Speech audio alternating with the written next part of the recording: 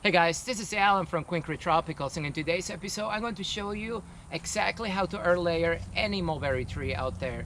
Pakistan mulberry, Shangri-La mulberry, everbearing mulberry, green mulberry, black mulberry, white mulberry, green shatoot mulberry, king white mulberry, whatever variety you have, guys.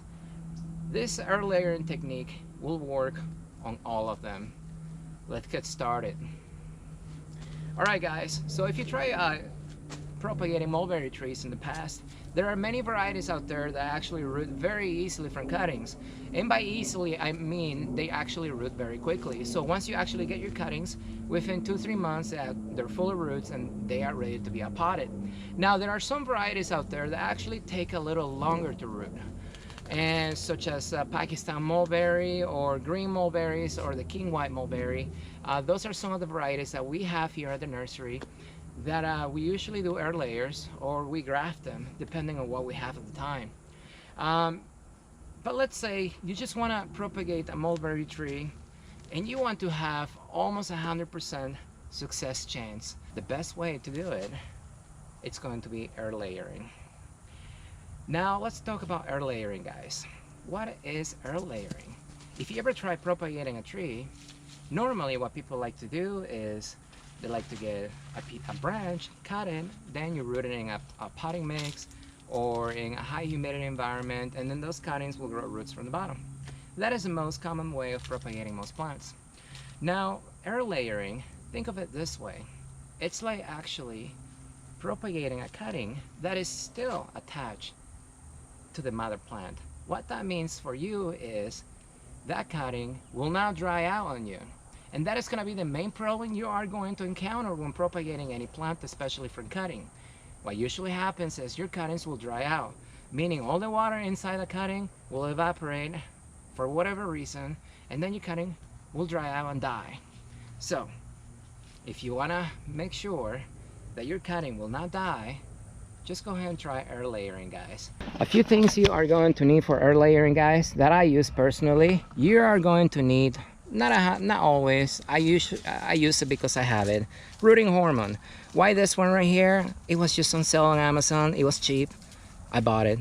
Done. No big deal. Don't worry about it. Any rooting hormone will work, and whatever you can use to increase your chances of being successful, may as well use it. The next thing you're gonna need, guys, is you're gonna need some foil, because I'm gonna show you why. And you're also gonna need to have some type of plastic. I use this one right here. Everybody has it in their kitchens, Saran wrap. You can use plastic bags. Anything that will actually block the air from getting inside your cutting will work. And the last thing you are going to need is some type of potting media. What I like to use for my earth layers, guys, is coco coir. Why? Because this right here drains the water very quickly. It will actually get wet, readily uptake the water, and it's a little bit can go a long ways, because you really don't need that much for earth layering. I do not like to use peat moss, because peat moss, what usually happens is it may dry out on you, and then if you want to wet the peat moss again, it usually repels the water, and it's just not good. It's just gonna be a lot harder to get peat moss wet if it dries than it is to get coco coir wet. A lot easier. So go ahead and use coco coir. You can use anything, guys. Anything that drains the water and retains some moisture will work, especially for earth layering. Plants are not really that picky, but this is why I personally use with all my plants 100% coco coir. Alright guys, in order to actually earth layer your plant, you are going to need a live plant that is growing in the ground or in a container. Now the next thing you're gonna do is, what size of a branch can you use? To be honest, there are no rules out there. You can use any size branch. Thicker branches usually take a little longer to root. But what I like to recommend, especially if you are just starting earth layering, is get a branch that is about the same thickness of your pinky, maybe a little bigger, maybe smaller, but don't go too big, because what usually happens is it just takes it a little too long. Okay, the next thing you're gonna do, guys, is what size branch do you want to earth layer? Normally, think about the container that the plant is gonna go into. You don't want a branch that's too long, because then once you put it in a container, the root ball of that plant is gonna be too small, and then you may run the risk of actually failing because the root ball of that plant will not be big enough to support a huge branch. So my recommendation is to go from a few inches long, I would say no longer than about 24 inches, maybe 36 inches the longest. So usually what I like to do is I like to cut in between nodes, like this one right here. So my branch, it's about 24 inches long, and then I'm gonna be cutting right here. So there's a node. A node is gonna be where a leaf usually comes out of away from the branch. So right here. So let me get that off to get rid of it. Now, air layering, guys. Let's take a quick 1-minute biology class. The purpose of air layering is, let me show you the picture on the screen. Each branch has several layers. The outer layer for most plants is going to be bark. That is what you actually see. Now, what we're trying to accomplish with air layering is we need to remove the bark. We also need to remove the phloem layer. We need to remove the cambium layer, all the way down to the sap layer. Why are we doing that? Well, the reason we're doing that, guys, is because the cambium layer of your plant is actually used to move hormones up and down your tree. So what we're trying to accomplish here is we are trying to completely remove the cambium layer, all the outer layers above it too, about an inch section all the way around the branch, so that way the cambium layer has no way to connect. So what's going to happen is, once you remove that layer, is your plant is going to send a signal to the layer closest to the actual plant, hormones to this little area right here, telling the plant that it needs to grow roots because that area has been cut. And if it actually has the environment to grow roots, it will grow roots, or it will grow a new branch. So those are your two possibilities.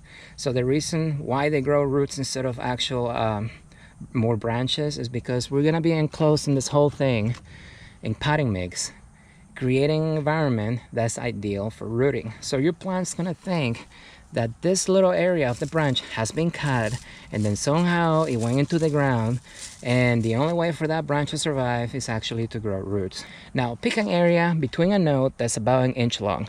You can go longer, but I usually don't like to go any shorter than that. The next thing you're gonna do is we're gonna go ahead and we're gonna make a circular cut. Make sure you use a knife that is actually very sharp. So I just changed my blade on my utility knife. So you want to make a cut going all the way around the branch. Don't go that deep, guys, just very lightly. This is something that you're gonna have to practice, because if you go too deep, as you start peeling the layers off, you may break the branch, and we don't want to do that. So don't go too deep, and I'll show you why. So make one on the top, then make another one on the bottom, about 1 to 2 inches long, away from the previous cut. Just go all the way around, just like this. Okay, now we have a cut right here going all the way around the branch, and then we have another one right here. You can see the sap coming out. Now the next cut you're gonna make is gonna be a horizontal line. So we're gonna go from one side to the other, just very lightly. We don't want to go that deep because we don't want to break the branch. And then you're gonna cut, connecting the two cuts that we previously did. Now what you're gonna do is you're gonna get your fingernail. Hopefully you have fingernails. If you don't, you can use like a butter knife, and then you're gonna stick your nail in between the cut that you did horizontally. And then what we're gonna do is we're gonna simply just peel the bark out. Sometimes it may come off easily, depending on the time of the year. Sometimes it may require further cuts. It's getting towards the end of the season right now, so that's why this is a little harder to peel than if I had done it earlier in the year. But anyways, get your fingernail and then just peel the bark all the way down until you actually see wood. Don't worry about the little hairs. You just want to completely disconnect the cambium layer. The cambium layer is going to be this green area right here underneath the bark and the phloem layer. Whatever it's green, we want to get rid of. We want to make sure that it's not connecting.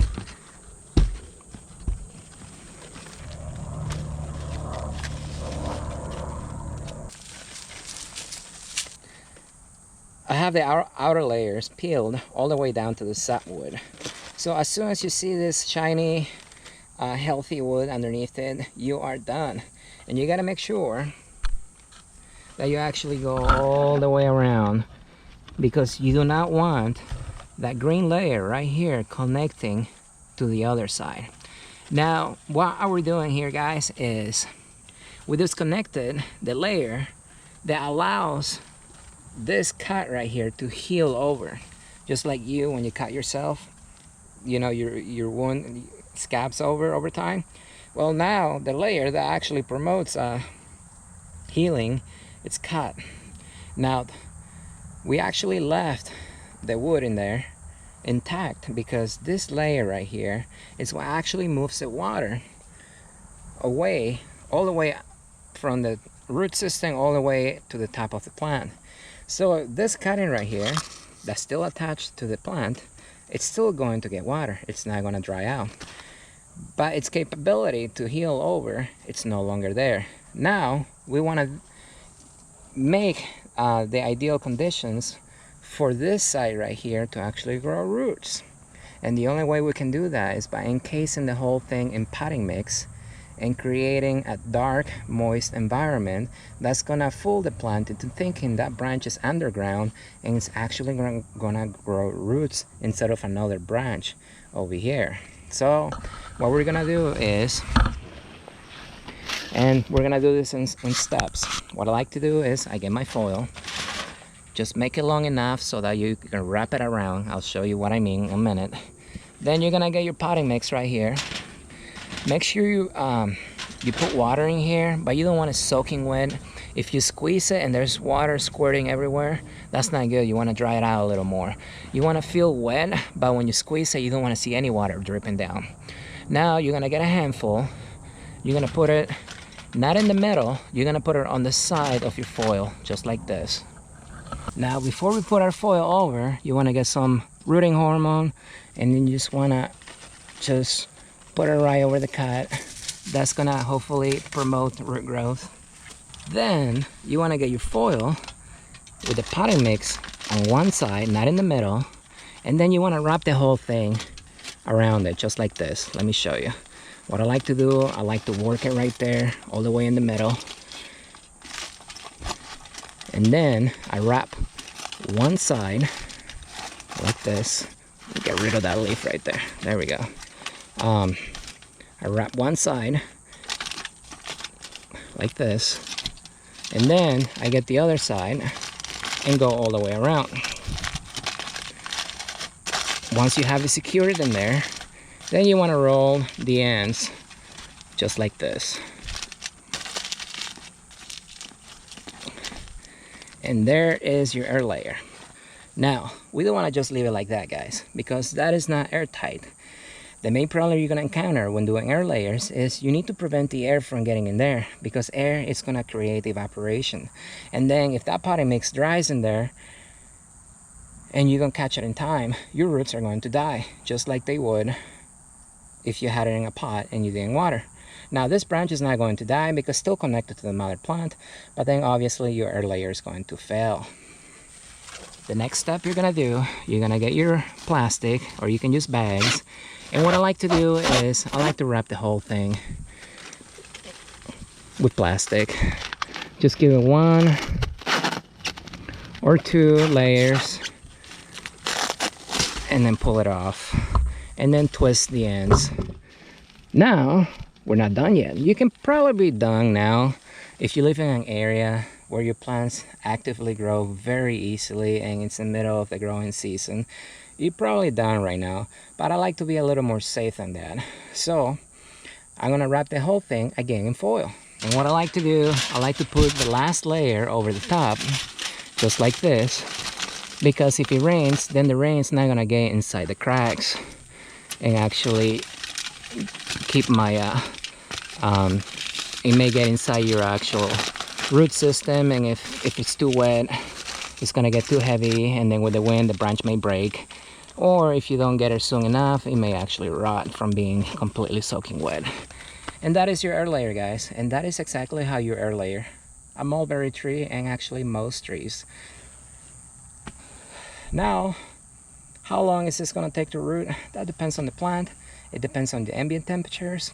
So right now we're in the fall here in Arizona, and the night temperatures are a little cooler, so I'm not expecting this to root easily for another 6 weeks or so, maybe a little longer, depending. If we get our first freeze too early, then it may take even longer. Now that's not a problem for mulberry trees because they're still going to root even if the night temperatures are not ideal. Now if it's freezing, guys, and you do the air layers, it's just gonna take way too long, and just like if you did cuttings in the winter time, they are not gonna really root until the growing season next year. So I don't recommend doing air layers in the middle of the winter. Now let's check my other air layers, guys. So I have a few air layers on this Shangri-La tree right here.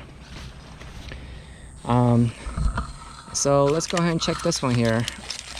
I already took all the outer layers out, and actually I did not, so just taking this out. So let's go ahead and check it out.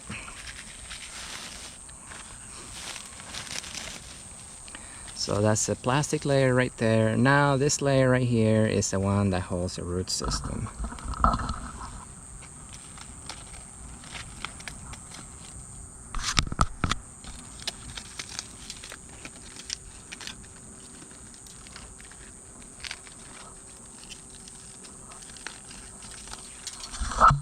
And there it is, guys.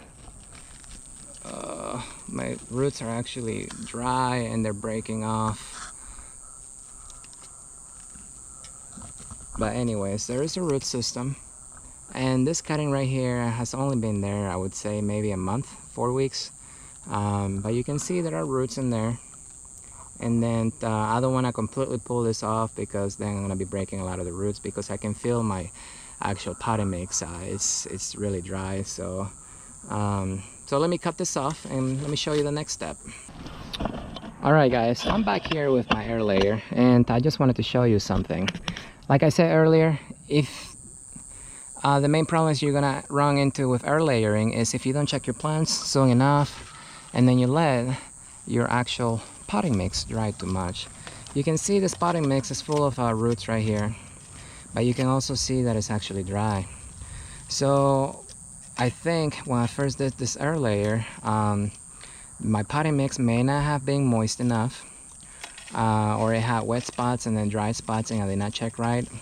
And another thing is I left it maybe a little too long, and since I did not check on it, well, you can see a lot of my roots, they broke at the base.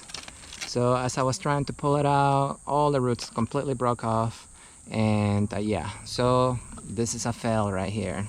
And life is not perfect. It's gonna happen, guys. But you know what, I have several air layers right here, and so when plan A doesn't work, then you have plan C, B, C, D, all the way down the alphabet.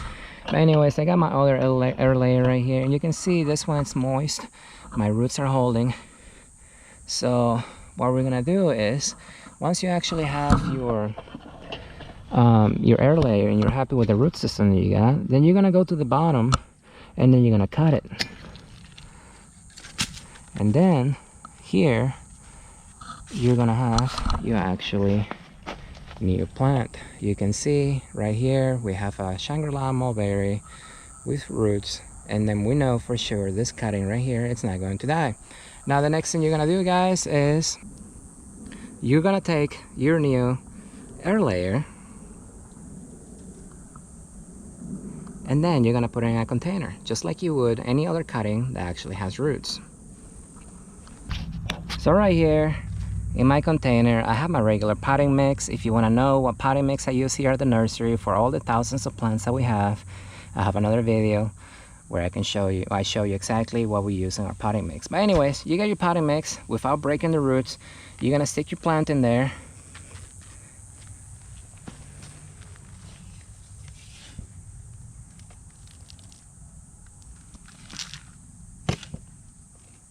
And you're gonna pot it up just like you would any other plant. Nothing special here, guys. The process here is just like any other plant that you just rooted from cutting, and you're gonna treat it the same way. Now this cutting right here, you're gonna put it in the shade, no direct sunlight, because we don't want to stress the plant, because it doesn't have a really big root system to uptake a lot of water. It can tolerate the heat, but it will not tolerate direct sunlight. So we need to put it in the shade, and that is it, guys. Now this plant right here, within 2-3 months, it will be fully rooted in that container. By then it's going to be in the middle of the winter, and then it's going to drop its leaves in the winter. That's normal, and then it will actually start growing next year. Now the next tree that I'm gonna do, I haven't done any yet this year, but I'm gonna do a few. Pakistan mulberry right here. This is my Pakistan in the ground, and then I'm gonna do a few air layers as well from my green shatut, or green Pakistan, white Pakistan, king white, many different names. I'll do a review on this one once I get through next year, so you guys can learn more about this variety. But this is the most popular variety we have here at the nursery. Hopefully this helps you out, guys. It shows you exactly how we propagate our mulberry trees here. And if you have any questions, comment below. Don't forget to like the video if you liked it. Click the notification bell, subscribe, and I will see you next time.